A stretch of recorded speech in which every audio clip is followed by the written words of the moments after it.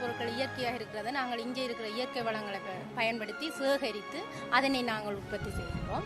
பேக்கிங்குக்கு வந்து மெழுகுதிரியை கொளுத்தி அதில் வால் பிளேட்டை வச்சு அதனூடாக ஒட்டித்தான் நாங்கள் இந்த தொழிலை ஆரம்பித்தோம். எங்களை வாடிக்கையாளர்களை கவர்வதற்காக நாங்கள் வீடு வீடாக சென்று எங்கள் பொருட்களை அறிமுகப்படுத்துவதில் ஆரம்பத்தில் பல சிரமங்களை சந்தித்திருக்கின்றோம்.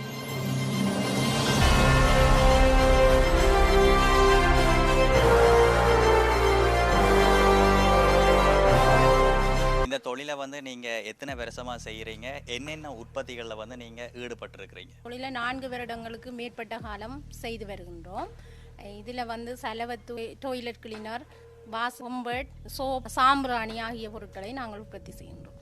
மூலப்பொருட்கள் இயற்கையாக இருக்கிறத நாங்கள் இங்கே இருக்கிற இயற்கை வளங்களை பயன்படுத்தி சேகரித்து அதனை நாங்கள் உற்பத்தி செய்கின்றோம்.